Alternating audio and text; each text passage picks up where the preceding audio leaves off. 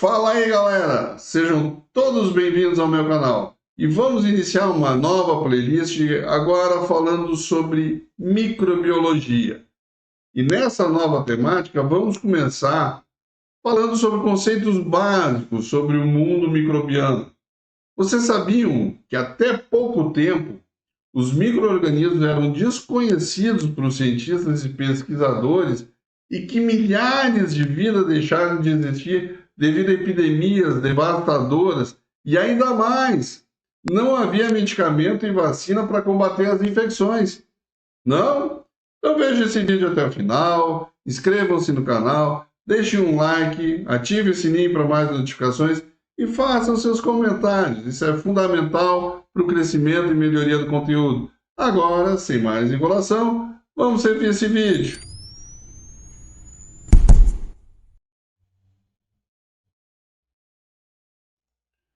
Então, para muitas pessoas, a palavra germe e micróbio representam um grupo de criaturas minúsculas que não se encaixam muito bem nas categorias de uma pergunta antiga. É um animal, é um vegetal ou é um mineral? Os micróbios, também chamados de micro-organismos, são formas de vida muito pequenas para serem vistas a olho nu. O grupo inclui bactérias, fungos, leveduras, fungos filamentosos, protozoários, algas microscópicas. E nesse grupo também tem os vírus, as entidades acelulares e algumas vezes consideradas uma fronteira entre os seres vivos e não vivos. Então vou começar nomeando e classificando os micro-organismos. Em relação à nomenclatura, o sistema de nomenclatura para organismos em uso atualmente, ele foi estabelecido em 1735 por Carolus Linnaeus. Os nomes científicos são latinizados, porque o latim era a língua tradicionalmente utilizada pelos estudantes naquela época. A nomenclatura científica, ela designa para cada organismo dois nomes. O gênero é o primeiro nome, sendo sempre iniciado com a letra maiúscula, e o segundo nome é o epítope específico, ou o nome das espécies, escrito em letra minúscula. O organismo ele é designado pelos dois nomes, o gênero e o epítope específico, e ambos são escritos em itálico ou sublinhado. Por convenção, um nome científico ter sido mencionado uma vez, ele pode ser abreviado com a inicial do gênero acrescida pelo epítope específico. Os nomes científicos podem, entre outras coisas, descrever um organismo ou homenagear o pesquisador ou identificar os hábitos de uma espécie. Por exemplo, vamos considerar o Staphylococcus aureus. Ela é uma bactéria comumente encontrada na pele humana. Estáfilo descreve o arranjo de cacho das células dessa bactéria. Coccus indica que as células têm uma forma semelhante à esfera. E o epítope específico, aureus, significa ouro em latim. A cor de muitas dessas colônias dessas bactérias. Os tipos de micro-organismos. Vamos ver um pouquinho, vamos ver uma visão geral de basicamente vários grupos aí no meio. E a gente vai começar com as bactérias. Elas são organismos relativamente simples e de uma única célula. Elas são unicelulares, portanto. Como o material genético não é envolto por uma membrana nuclear, as células das bactérias são chamadas de procariotos.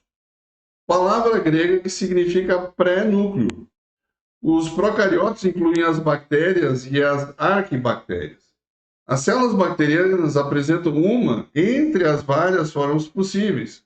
Os bacilos, em formas de bastões, os cocos esféricos ou ovoides, os espirilos, em forma de saca-rolha ou curvados, estão entre as formas mais comuns. Mas algumas bactérias podem apresentar outros tipos de formas, tipo uma estrela ou quadrado. As bactérias podem formar pares, cadeias, grupos ou outros agrupamentos. Tais formações são características de um gênero particular ou de uma espécie bacteriana. As bactérias são envolvidas por uma parede celular que é praticamente composta por um complexo de carboidrato e proteína chamado peptídeo glicano. Por comparação, a celulose é a principal substância das paredes celulares das plantas e algas. As bactérias geralmente se reproduzem por divisão em duas células iguais. Esse processo é chamado de fissão binária. Para a sua nutrição, a maioria das bactérias utiliza compostos orgânicos encontrados na natureza, derivados de organismos vivos ou mortos. Algumas bactérias podem fabricar o seu próprio alimento por fotossíntese, e algumas obtêm seu alimento a partir de compostos inorgânicos. Muitas bactérias podem, como a gente poderia dizer, nadar usando um apêndice de movimento chamado flagelo. O gênero Archaea. Como as bactérias, as arquibactérias são células procarióticas, porém, quando possuem paredes celulares, essas não são compostas por peptidoglicanos.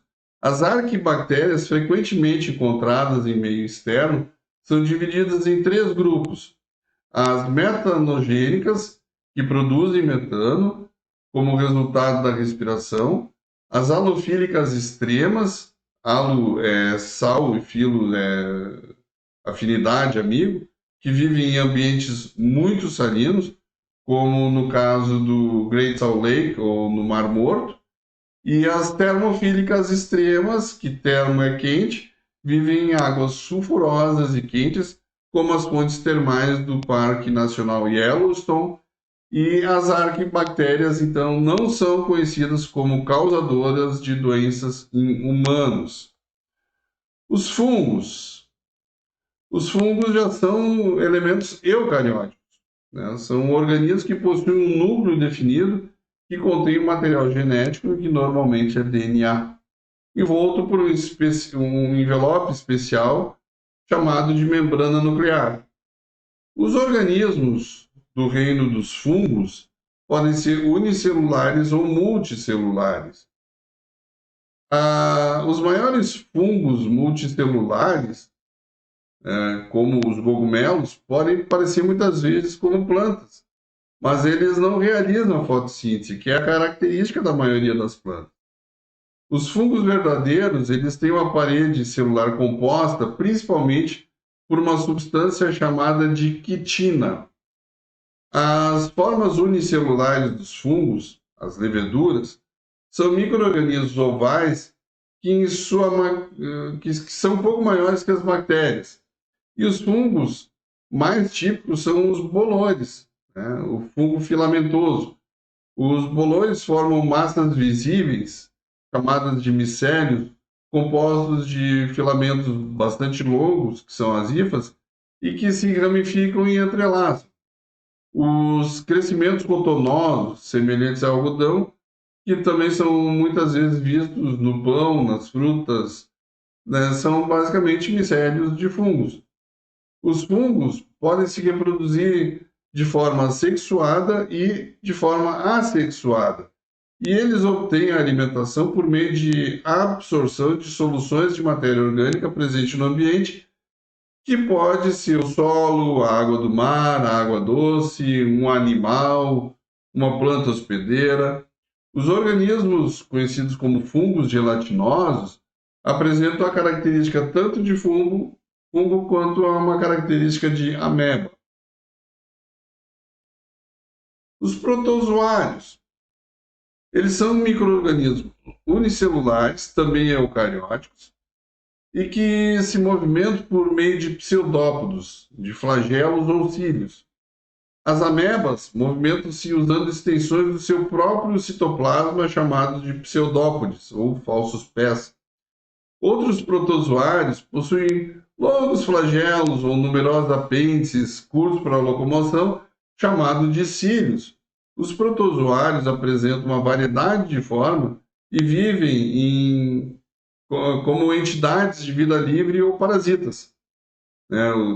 Parasitas são os organismos que retiram os seus nutrientes de outro organismo vivo, absorvendo e ingerindo, então, compostos orgânicos do meio ambiente.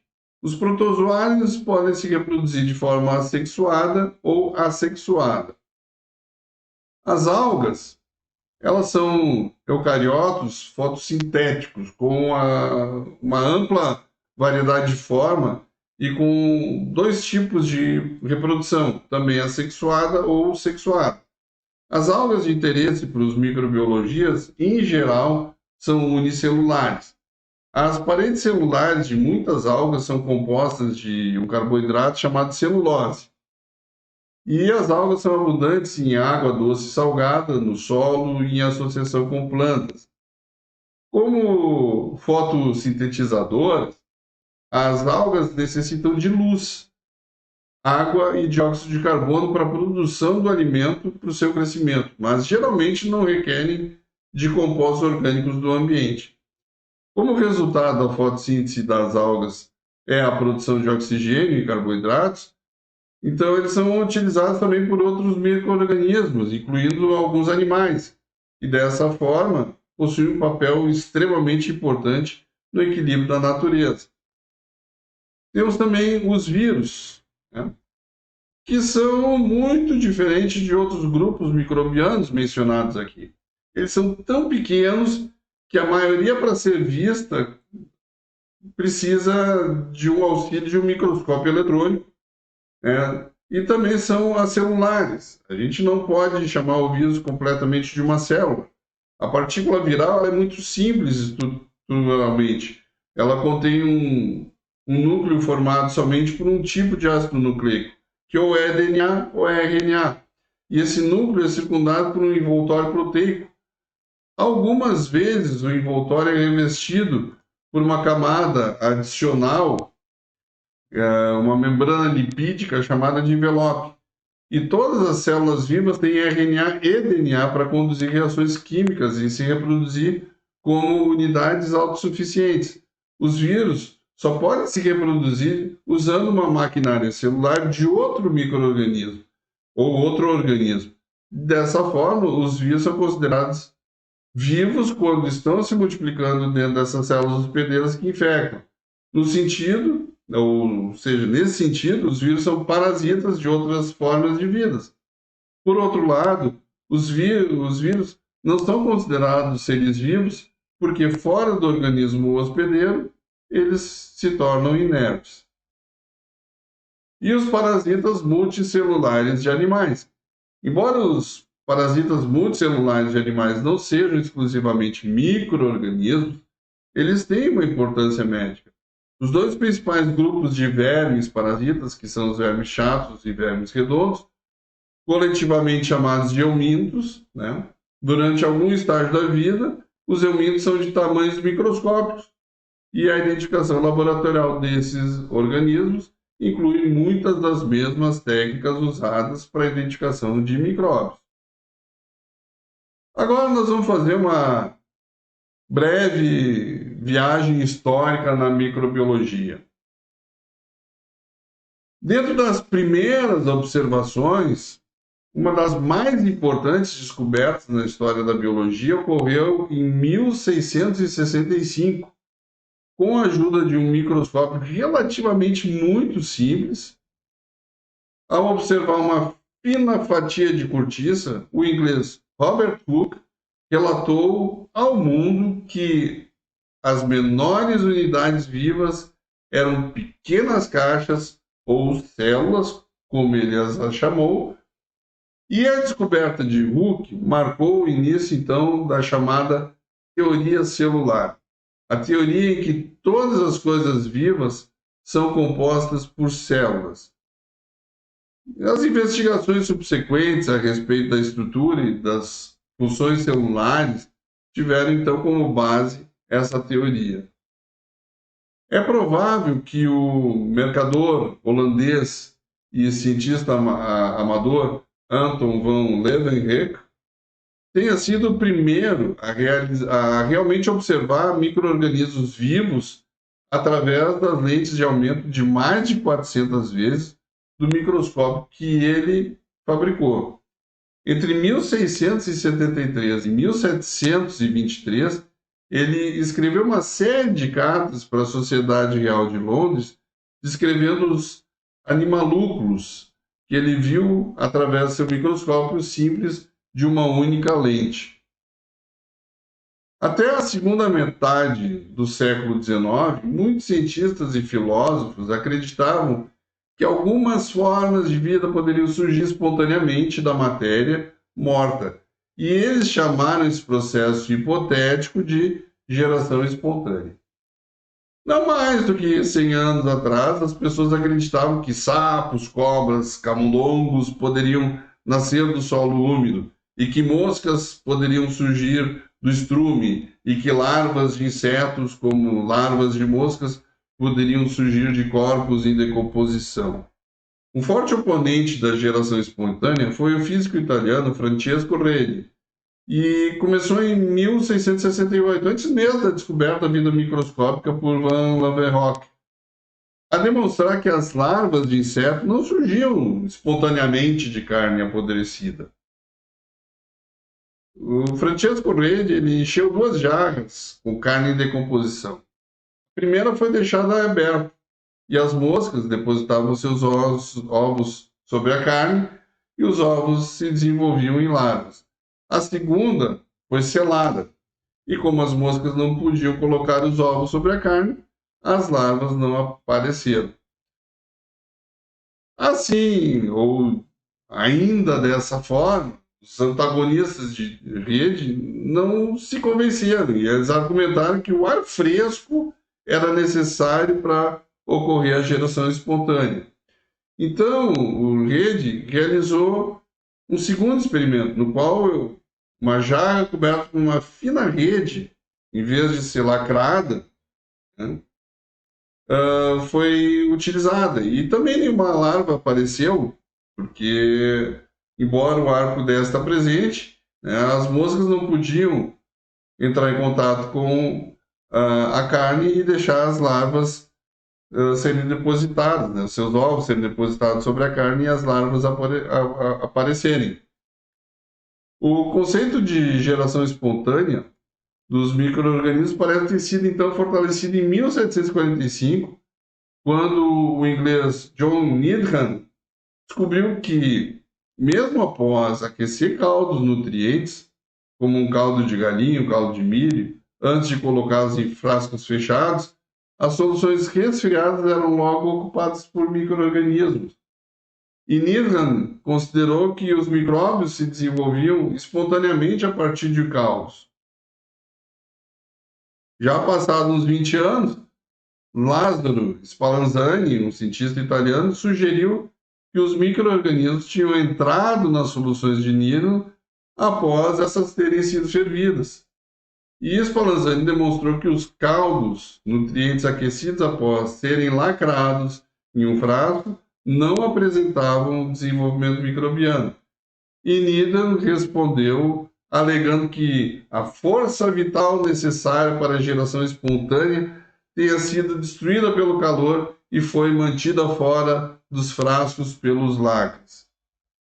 Essa força vital imaginária recebeu ainda mais crédito pouco tempo depois do experimento Spallanzani, quando Anton Laurent Lavoisier mostrou a importância do oxigênio para a vida. As observações de Spallanzani foram criticadas com o argumento de que não existia oxigênio suficiente nos frascos lacrados para o desenvolvimento da vida microbiana. A questão ainda não estava bem resolvida. E em 1858, quando um cientista alemão chamado Rudolf Virchow desafiou o conceito da geração espontânea com o conceito da biogênese, que argumentava que células vivas poderiam surgir somente de células vivas pré-existentes. Os argumentos sobre a geração espontânea continuaram até 1861, quando a questão foi desenvolvida, foi basicamente resolvida pelo cientista francês Louis Pasteur. Com uma série de engenhosos e persuasivos experimentos, Pasteur demonstrou que os micro-organismos estavam presentes no ar e podiam contaminar soluções estéreis. Mas o ar, por si só, não podia criar micróbios. Então ele encheu vários frascos que tinham uma abertura em forma de um pescoço curto, com caldo de carne, e então ferveu o conteúdo. Alguns deles ele deixou que esfriassem abertos, e em pouco dia esses frascos estavam contaminados com micróbios. Outros frascos lacrados, após a fervura, e estavam livres de micro-organismos. A partir desse resultado, Pasteur concluiu que os micróbios do ar foram agentes responsáveis pela contaminação da matéria não viva, como nos caldos dos frascos de nítrano. Pasteur, a seguir, então, colocou um meio de cultura em frascos com a extremidade da abertura no formato de um pescoço longo e curvou esse pescoço na forma de um S. O conteúdo dos frascos, então, foi fervido e resfriado. O meio de cultura nos frascos não apodreceu, porque não apresentou sinais de vida mesmo após meses. O modelo único criado por Pasteur, então, ele permitia que o ar entrasse no frasco, mas o pescoço curvado capturava todos os micro-organismos no ar que poderiam contaminar o meio de cultura. Pasteur mostrou que os micro-organismos, então, podem estar presentes na matéria não viva, sobre sólidos, em líquidos e no ar. Além disso, ele demonstrou conclusivamente que a vida microbiana pode ser destruída pelo calor e que podem ter elaborados métodos para bloquear o acesso de micro-organismos no ar e aos ambientes nutritivos. Essas técnicas e descobertas foram chamadas como base das técnicas de asepsia, que previnem a contaminação por micro-organismos indesejáveis e que agora são práticas rotineiras para muitos procedimentos médicos e em laboratórios. As técnicas modernas de asepsia, elas estão entre os primeiros e mais importantes conceitos que o iniciante em microbiologia aprende. O trabalho de Pasteur, então, ele forneceu evidências de que os micro-organismos não podem originar das forças místicas presentes em matérias não vivas. Ao contrário, o surgimento da vida espontânea em soluções não vivas pode ser atribuído aos micro-organismos que estavam presentes no ar, ou até mesmo no próprio fluido. Os cientistas agora acreditam, então, que provavelmente uma forma de geração espontânea ocorreu na Terra primitiva quando a primeira vida surgiu, mas eles concordam que isso não acontece sob as condições ambientes atuais. Por cerca de uns 60 anos, começando com o trabalho de Pasteur, houve então uma explosão na descoberta da microbiologia. O período de 1857 a 1914 foi apropriadamente chamada a Era do Ouro da Microbiologia. Durante esse período, avanços rápidos, liderados principalmente por Pasteur e Robert Koch, levaram ao estabelecimento da microbiologia como uma ciência. As descobertas durante esses anos incluíram tanto os agentes de muitas doenças, como o papel da imunidade na prevenção e na cura das doenças. Durante esse período produtivo, os microbiologistas estudaram as atividades químicas de micro-organismos, melhoraram as técnicas de microscopia e cultivo de micro-organismos, e também desenvolveram vacinas e novas técnicas cirúrgicas. Uma das etapas fundamentais que estabeleceu a relação entre micro-organismos e doenças ocorreu quando um grupo de mercadores franceses pediu a Pasteur que ele descobrisse por que o vinho e a cerveja azedavam. E eles esperavam desenvolver um método que impedisse a deterioração dessas bebidas quando enviadas a longa distância. Naquele tempo, muitos cientistas acreditavam que o ar convertia os açúcares desses fluidos em álcool. Pasteur descobriu, ao contrário, que micro-organismos chamados de levedura convertiam os açúcares em álcool na ausência do ar. Esse processo era chamado, então, ou foi chamado de fermentação, e é usado realmente para fazer vinho e para fazer cerveja. O azedamento e a deterioração são causados por organismos diferentes, chamados de bactérias. E na presença de ar, as bactérias então transformam o álcool da bebida em vinagre, ou seja, o ácido acético. A solução de Pasteur para esse problema da deterioração foi o aquecimento da cerveja e do vinho, o suficiente para matar a maioria das bactérias que causavam o estrago. O processo já era chamado de pasteurização e agora comumente usado para reduzir a deterioração e matar bactérias potencialmente nocivas no leite, bem como em algumas bebidas alcoólicas. A demonstração da relação entre a deterioração de alimentos e os micro-organismos foi a etapa mais importante para o estabelecimento da relação entre doença e micróbio. Antes da época de Pasteur, os tratamentos eficazes para muitas doenças foram descobertos por tentativa e erro. Mas as causas das doenças eram ainda desconhecidas. A descoberta de que leveduras têm um papel fundamental na fermentação foi a primeira ligação entre a atividade de um micro-organismo e as mudanças físicas e químicas nas matérias orgânicas. Essa descoberta alertou os cientistas na possibilidade de que os micro-organismos pudessem ter relações similares com plantas e animais, e especificamente que eles pudessem causar doença. E essa ideia então ficou conhecida como teoria do germe e da doença. A teoria do germe era um conceito difícil de aceitar para muitas pessoas naquela época, porque durante séculos acreditava que a doença era uma punição para crimes e pecados individuais. Quando os habitantes de toda uma vila ficavam doentes, as pessoas frequentemente colocavam a culpa da doença em demônios que apareciam com odores fétidos de esgoto ou nos vapores venenosos dos pântanos. A maioria das pessoas nascidas na época de Pasteur achava inconcebível que micróbios ou elementos invisíveis pudessem viajar pelo ar, infectar plantas e animais ou permanecer em roupas e camas para serem transmitidos de uma pessoa para outra. Contudo, gradualmente os cientistas acumularam informações para dar suporte a uma nova teoria do germe. Em 1860, Joseph Lister, um cirurgião inglês, aplicou a teoria dos germes nos procedimentos médicos. Lister estava ciente que, em 1840, um médico húngaro, Ignaz Semmelweis, tinha demonstrado que os médicos que naquela época não faziam asepsia das mãos transmitiam infecções rotineiramente, febre em crianças recém-nascidas, de uma paciente de obstetrícia para outra. E Lister também tinha conhecimento do trabalho de Pasteur, conectando então os micróbios com as doenças em animais.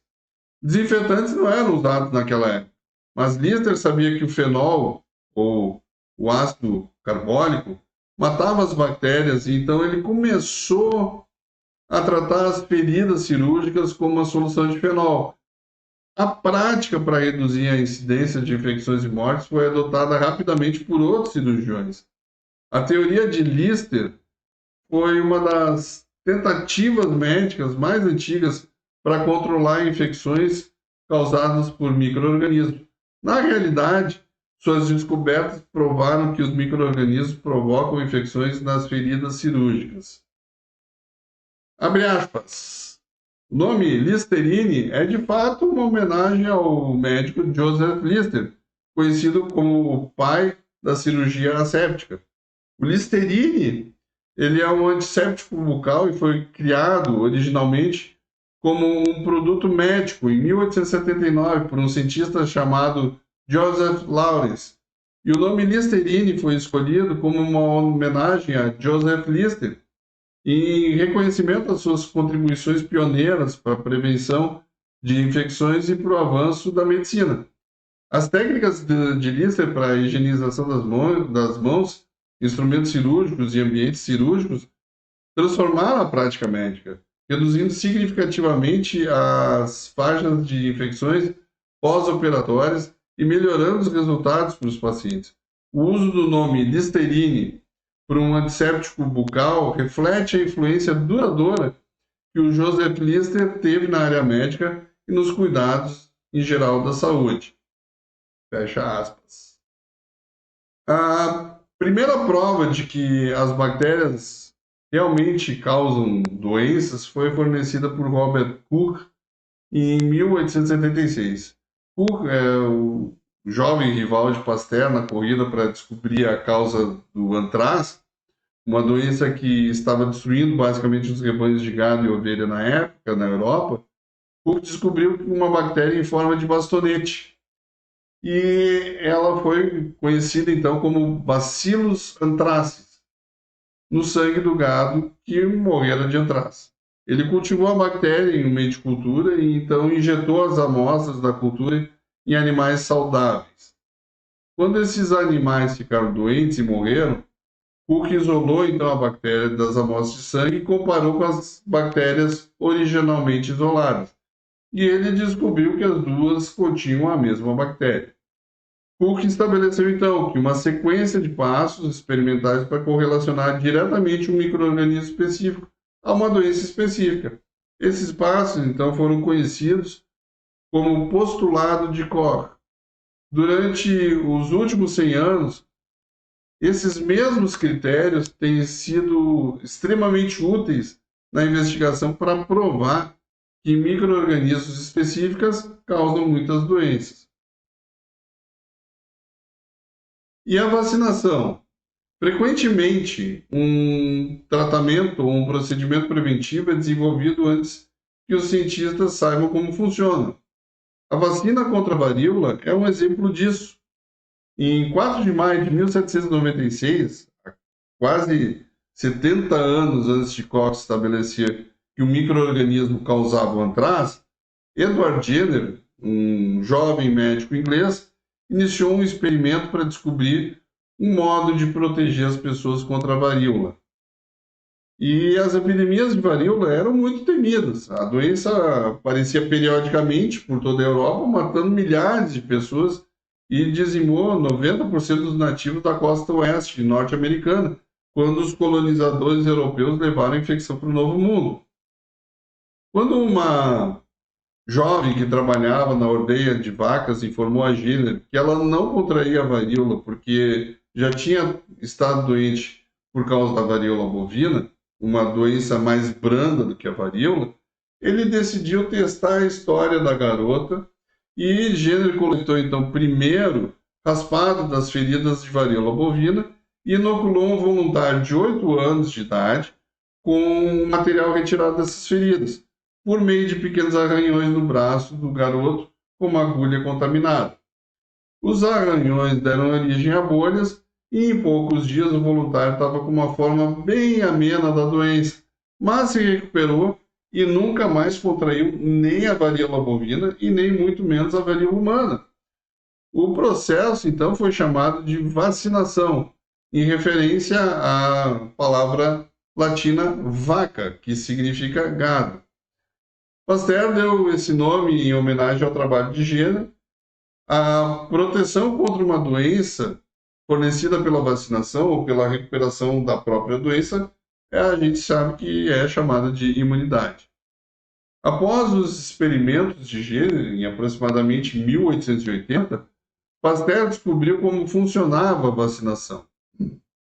Ele descobriu que a bactéria que causava o cólera nas aves domésticas perdia a capacidade de causar doença, ou seja, perdia a virulência ou se tornava virulenta, após ser mantida em condições de laboratório por longos períodos. Contudo, esta bactéria e outros micro-organismos com virulência diminuída eram capazes de induzir imunidade contra infecções subsequentes por seus companheiros virulentos. A descoberta desse fenômeno forneceu a chave para o sucesso do experimento de Jenner com a varíola bovina. Tanto a varíola humana quanto a varíola bovina são causadas por vírus mesmo que o cowpox vírus não seja um derivado produzido em laboratório do vírus causador da varíola, sua semelhança com o vírus da varíola é tão grande que ele pode induzir uma imunidade contra ambas as viroses. Pasteur, então, utilizou o termo vacina para as culturas de micro-organismos avirulentos usadas numa inoculação preventiva. E o experimento de Jenner foi o primeiro da cultura ocidental que utilizou um agente viral vivo, o cowpox vírus, para produzir imunidade. Algumas vacinas ainda são produzidas a partir de linhagens de micro-organismos avirulentos, que estimulam a imunidade contra uma linhagem virulenta relacionada. Outras vacinas são feitas a partir de micro-organismos virulentos mortos ou por técnicas de engenharia genética. Também houve o sonho da bala mágica. O que seria isso, né? Após a relação entre micro-organismos e doenças ter sido estabelecidas, os médicos microbiologistas direcionaram as novas pesquisas para a busca de substâncias que pudessem destruir o micro-organismo patogênico sem causar nenhum mal à pessoa ou ao animal infectado. O tratamento das doenças utilizando substâncias químicas é denominado quimioterapia. O termo se refere também ao tratamento químico de doenças não infecciosas como o câncer. Os químicos produzidos naturalmente por bactérias e fungos que agem contra outros micro-organismos são chamados antibióticos. Os agentes quimioterápicos preparados a partir de compostos químicos em laboratórios são chamados de drogas sintéticas. O sucesso da quimioterapia é baseado no fato de que alguns compostos químicos são mais nocivos aos micro-organismos do que ao hospedeiro infectado. As primeiras drogas sintéticas. O Ehrlich, ele foi um médico alemão e um pensador criativo que disparou o primeiro tiro na revolução da quimioterapia. Como estudante de medicina, o Ehrlich especulou sobre uma bala mágica que pudesse combater e destruir o patógeno sem prejudicar o hospedeiro. E Ehrlich, então, se lançou em busca dessa bala. E em 1910, após testar centenas de substâncias, ele descobriu um agente quimioterápico chamado de salvarsan, um derivado do arsênico efetivo contra a sífilis. O agente foi chamado de salvarsan por ter sido considerado a salvação contra a sífilis e conter arsênico.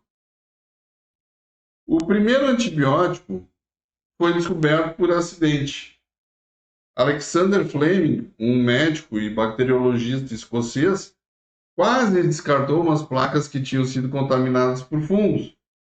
Felizmente, ele resolveu observar novamente o curioso padrão de crescimento sobre as placas contaminadas.